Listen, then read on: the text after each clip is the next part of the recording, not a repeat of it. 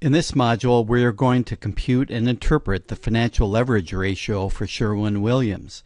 Then we'll look in the annual report and find out why the ratio has changed from 2012 to 2013. Lastly, we will summarize what we have learned about Sherwin-Williams' return on equity. This is a summary of the components of return on equity for Sherwin-Williams.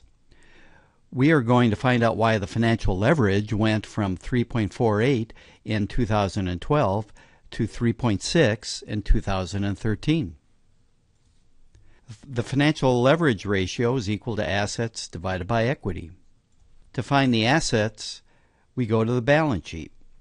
Total assets for 2013 are $6,382,507,000. That number goes in the numerator of our fraction. Then we go to the shareholders' equity section of the balance sheet and find total shareholders' equity. Total shareholders' equity is $1,774,535,000 for 2013. That goes in the denominator of our fraction, and we compute the ratio for the 3 years. If the top part of the fraction goes up and the bottom part of the fraction goes down, the overall ratio will go up. We see that assets in 2012 increased in 2013, whereas shareholders' equity in 2012 went down in 2013. Therefore, we should investigate why shareholders' equity went down. Let's look at the shareholders' equity section in more detail.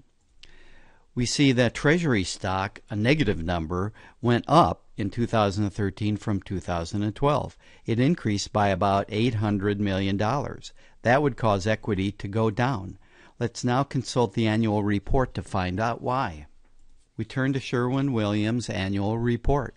We keep going until we find the financial condition, liquidity, and cash flow section on page 24. If we turn to page 30, we find what we are looking for. I'll increase the size of the text, and you can see that the company purchased 4.3 million shares of its common stock during 2013. Therefore, we can summarize that the equity decreased because the company repurchased its stock from investors. Now we can put it all together and explain why return on equity increased in 2013 from 2012. The profit margin increased because Paint Store Group sold more architectural paint, which was more profitable. The asset turnover increased because the Paint Store Group's sales increased more than the addition of assets for new stores and improvement of existing stores. And lastly, the financial leverage increased because the company repurchased its stock.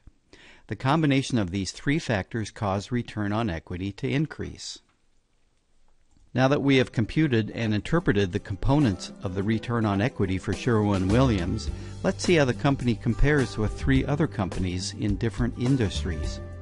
You will see that ratios provide insights into the ways industries make money.